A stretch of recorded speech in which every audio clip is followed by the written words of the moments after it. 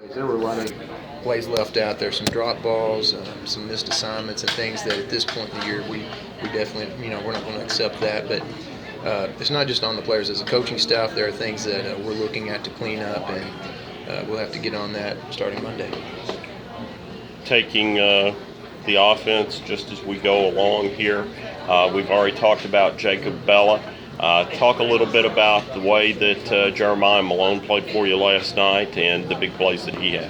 Well, we know as the season continues, teams are going to try to limit opportunities for him to get his hands on the ball in space, but it's just a matter of time. And so once again, he makes the most of those opportunities. And obviously, the first big play defensively, he got into the end zone, and two more times passes from Bella. So we're just continue to use that weapon that we have. It's tremendous to have that, and at any time, something that can switch the game momentum or to secure our lead even further, whatever it might be.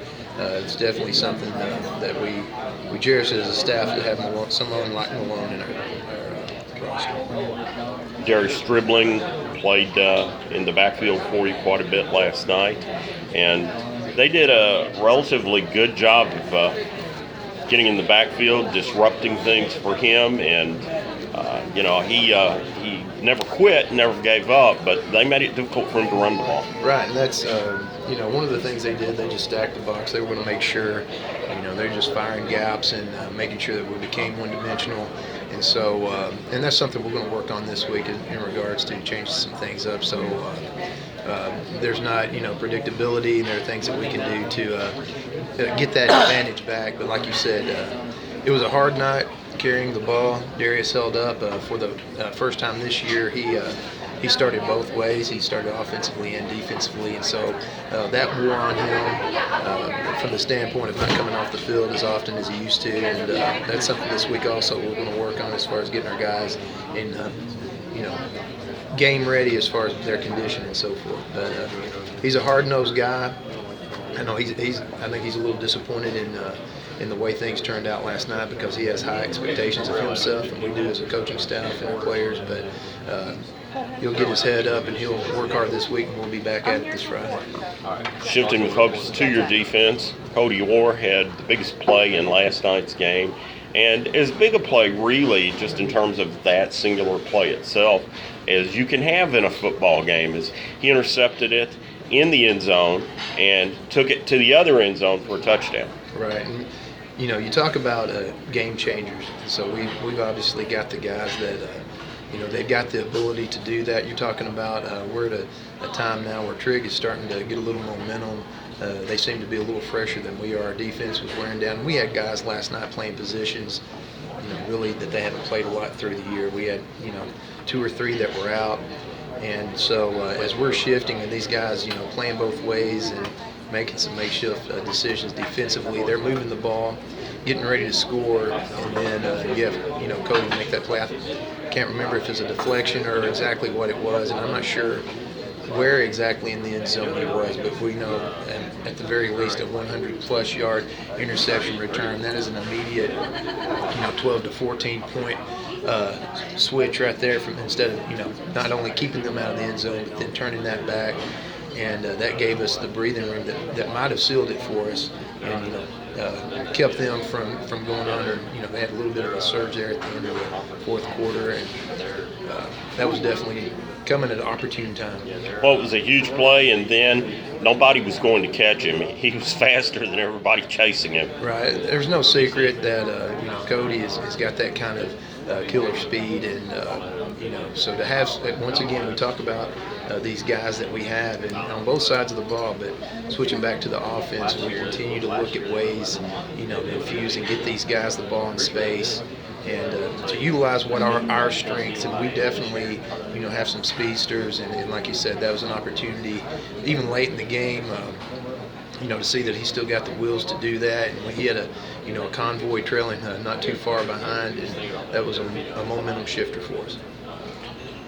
Other guys on the defense that played well last night, Colby Culver, he always plays well, and he had another great night where he came up with some big plays. Right. Another one that doesn't come off the field. Right? Kobe, in the statistics that I saw, had 13 tackles. Like you said, even late in the game when some of our guys were wearing down and working through, cramps and things like that, Kobe was still just lights out and come up and made some incredible tackles that, once again, as Trigg was starting to get a little momentum, a little bit of chemistry going offensively, Kobe, stepped it up even more. So can't say enough about him and his play, from start to finish, and he's just one of our warriors. Trigg County, one of their running backs that they ran in there was 5'3", 125 pounds, and there was one play where Colby tackled him, and it just looked like he picked him up and threw him on the ground. Well, and in another play, when Josh Effinger, showing his track speed out there, had picked up there's a high snap and picked it up, and that same young man from Trigg took a ride for about 20. But he's a shifty little running back, and he's a young. I think he's a freshman, so I know Trigg is excited about him. Someone that is that shifty, fast, and quick, and low to the ground. It's more difficult than to break down. You teach your kids to come in, throttle down, break down, and make the tackle. And so he's a shifty little back. But we did a pretty decent job in maintaining him. One thing that they did on offense that was a little surprising to me was the way that they spread the ball around and substituted as much as they did in the game. Tyreek Wilson was a quarterback most of the time, but there were times when he would have been a quarterback for the entire series, and they get down close to your end zone and they decide, we want Jacoby Bridges to play quarterback on this play. And they would run him in there, and, at running back, they had Tyson Bush. He was the first stringer that was in there starting at the beginning of the game. But then they had the little guy that was 5'3", Barker, that came in. And then they had Carnahan that they ran out of that position. I think there was even a fourth guy that they ran out of that position. So they did a lot of substituting and spreading the ball around. Right, and I think that's something as offenses prepare each week for our defense. They're going to have some packages and try to find ways to change, shift what they're doing, try to catch our defense in something that maybe we're not as well prepared on.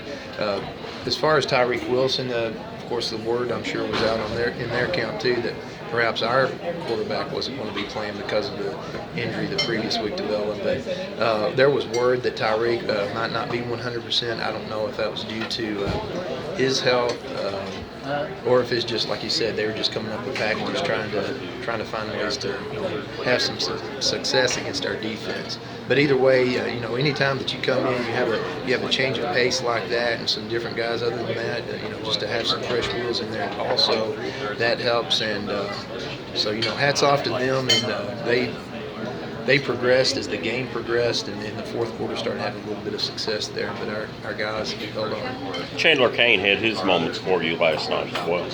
Chandler, another one. Both sides of the ball. Offensively, a couple of catches for some big plays again. That continues to be something much like we talk about Malone. To have someone like him that we can go to, he's going to run hard and get the positive yardage. And anyway, on the defensive side, he's one of the guys that when we start, we already were out. Colton Cox was held out this week, so we lose a defensive end there. We've already shifted Josh Effinger from D tackle to end, so we have him there. And then Barons, who's our other end, he was having some issues as far as cramping and different things like that. At one point, Chandler was a guy that we pretty much put him anywhere on the field too, defensively. So he came in at D end. Wherever we put him, having him and Culver there in the middle is just so tremendous for us because they're just heat-seeking missiles. They play at one speed the entire time. And again, just can't say enough about what he does on both sides of the ball. One place where you've had some difficulty, and we talked about it a little bit earlier, is the other team getting penetration when you're on offense and them getting defenders into your backfield. Is that just because they're putting so many people in the box and they outnumber you there on the offensive line? Well, that's something that, for 2 weeks straight now that we're really seeing teams starting to do some similar things, and Marshall had some success with that. So, obviously there's some things we can do to counter that, and that we'll be working on that. It'd be stupid for me to go talk about that in any detail here, but again, that is, obviously as a coaching staff, we do see that. It'll be something we'll be prepared for. I fully expect, Madisonville's going to see what these teams are having success on defensively, and so we're going to have to be busy on the offensive side and make sure that we have yet to get that offensive output that we know we're capable of. And so our coaching staff is working hard on that. And we want to have some honest moments this week to get those things cleaned up, and I fully expect that'll happen. You're 3-1 on the season at this point. It's a great start to the season, the best start that Callaway's had in quite a while. But you start district play this week. Frequently, at the beginning of district play, coaches will tell me, well, we're going to rip off the rearview mirror. We're 0-0 starting this week. Is that the way that you want to approach it, or is it important to have at least some focus on the success you've had so far and the confidence that these guys have acquired? Well, no, I think you don't just erase the past. We definitely know that we've had enough success that we need to be coming in this week with confidence once again, but with a higher standard that has been set and what we know these guys are capable of and their confidence level. We haven't really established anything yet in regards to, we walk out into a game and on paper and in every way we deserve to win this game. The guys know that it is just a one-game season every week. So when we go back to work this Monday, they know that we're going to get after this, and they understand not only just from a district standpoint, but even just from the storyline from last year. Madisonville came in, and I'm sure Madisonville feels like we robbed them of one. We should have won that, and I'd probably be playing that up if I was on that side of the equation too. But every way psychologically going into this week, I guarantee you that these guys are not resting on any laurels, or that we have the best start we've had in a long time. They're hungry, and they know that our best football is still far from being achieved, and that's on us as coaches and players. So we're still hungry. We're still yearning to get better every week, and so you can't put enough emphasis on this week. I told the guys, this game alone, you want to start talking about what the implications of a game moving into the playoffs. Obviously, we win this game, that puts us in a great position as far as home field advantage. Obviously, have an opportunity to even win this district, which is something that we still have there as a goal. And Madisonville is the first obstacle. Okay.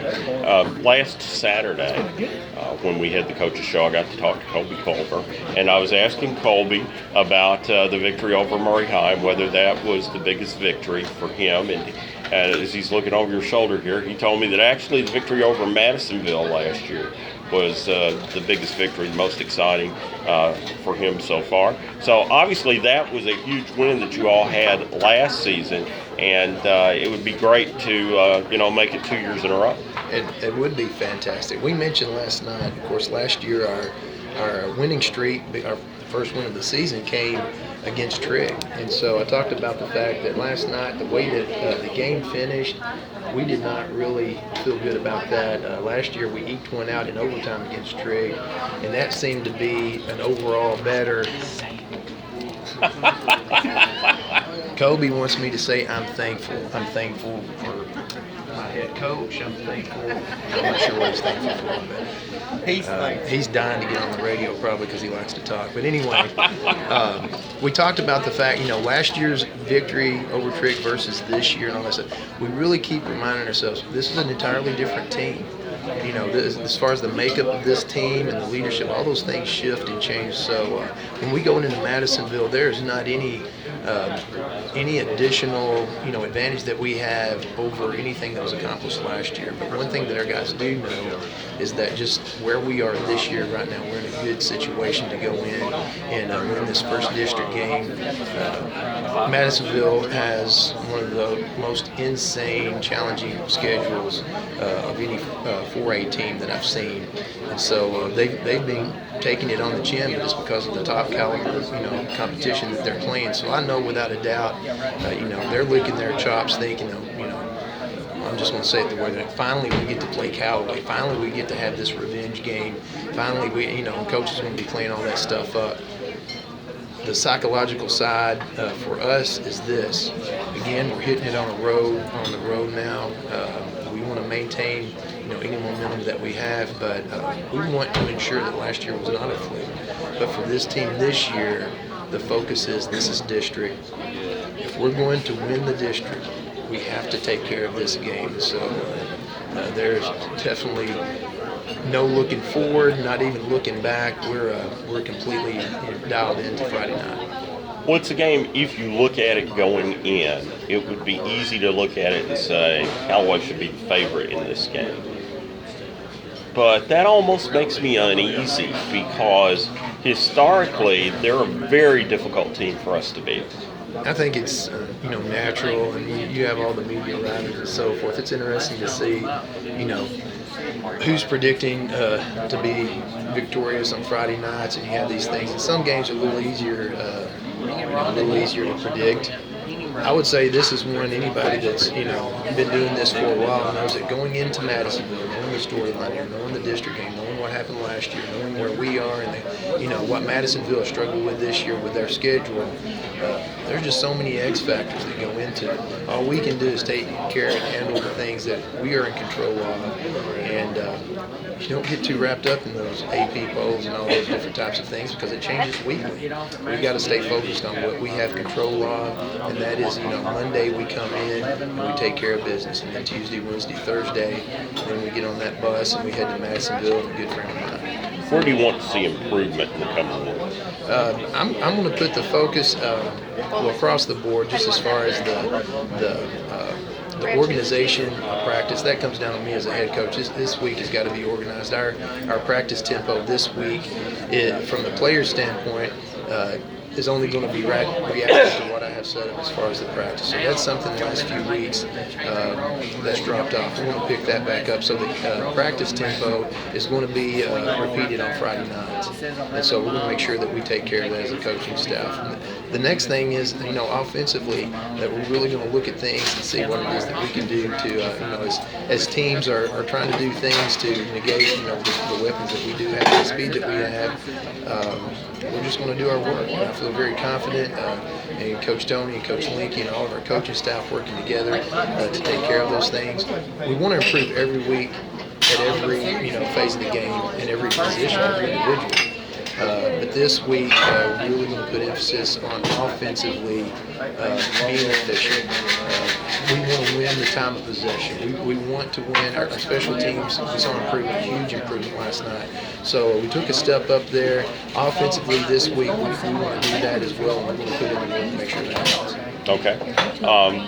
Obviously, it being a road game, you won't have as many fans as you would if it were being played at Jack D. Rose Stadium, but Laker Nation travels well.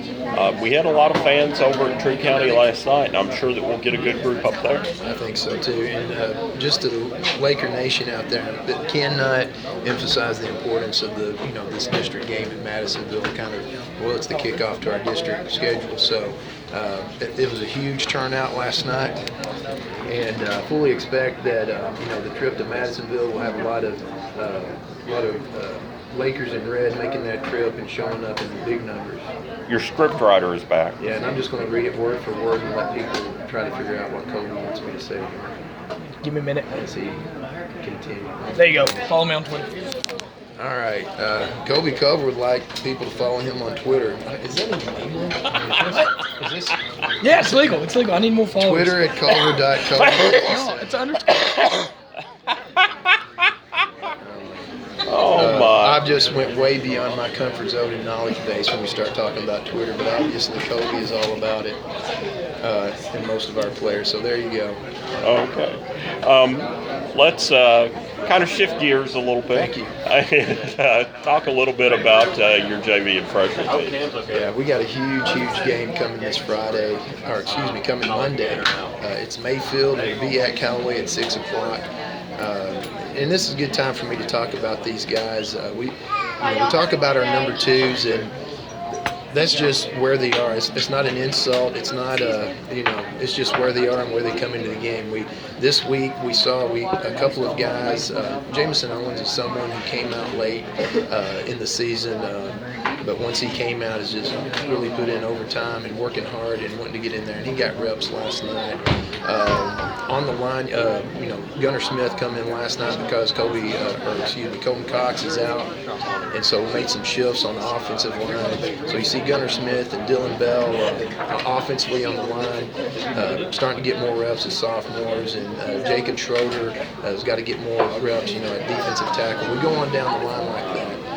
These guys have to understand that this Monday game is not only a big game, for our future, but it's in further preparation for them to get meaningful minutes, during Friday night games. So we hope that everybody will come out to watch that game. Obviously, you don't have to say a whole lot about Mayfield. If you live in Kentucky, you know who Mayfield is, what their program is accomplishing. And so at the JV level, this is big for us. So we prepare for that. We want to get after it this Monday, and that would be huge for us at 6 o'clock at Callaway. And then our middle school has a pretty big game on Thursday at Murray Middle School. So Coach Thompson has done an outstanding job with the middle school group, and they've had some outstanding turnouts and had a heartbreaking loss against Marshall County the other night. Their Callaway starting quarterback was out and got down to our third string 7th grade quarterback, but still just a physical game against the Marshall middle school team, lost by a touchdown. So that's going to be a huge game for them. That's actually finishing the season for them. So that's this Thursday at Murray Middle School. Our Callaway Middle School football team will wrap up there. Okay. Then you have your Little League program. Right, and I don't have that in front of me, but I know that'll be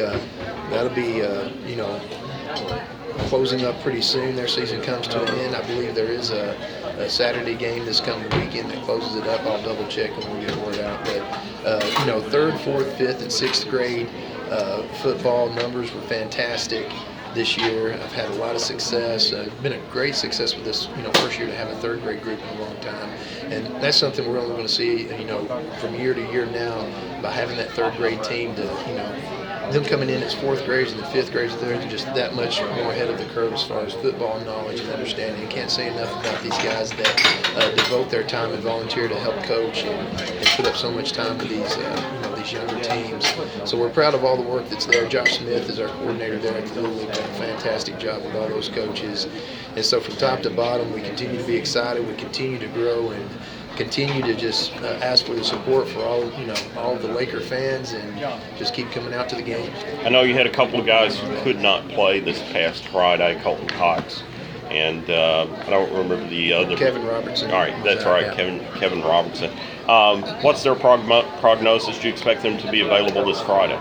I'm going to be, optimistic and say yes. Colton will continue to go through the concussion protocol just from caution, and that's the way it has to be done. But everything, all signs point to he's going to be, good to go this week, and so I have faith in that. Kevin just had one of those freak things on Wednesday. He had a slot pull in the hamstring, and that can be tricky, but he is doing absolutely everything. Jacob Barnes, our trainer, who is just phenomenal, has worked at the collegiate level, and we'll have him ready. So I feel like Kevin will be ready to go. Colton will be back in. Everybody else is, catching up to par health-wise, and we'll be 100%. One more guy I want to mention from last night, because his aunt's one of my favorite Lady Lakers of all time, was Jessica Norsworthy when she played at Callaway. Right. But Jordan, last night, he had some big plays for you. Right. Even before the kickoff return, which again helped to seal our game last night, and that was tremendous. But he's just a guy, once again, offensively and defensively, he's just going to take care of what he's supposed to do. He flies around. He's just a football player, and it's fun to watch him on film. Just he's one of those natural guys that comes in quick and closes and seals the deal as far as making the tackle. And there's a lot more involved there than people realize. But he's just a natural playmaker, and so for him to be able to get that big touchdown, that kickoff return, he deserved that. And it was fun because he had that convoy going with him, and that was a big momentum shifter for us. And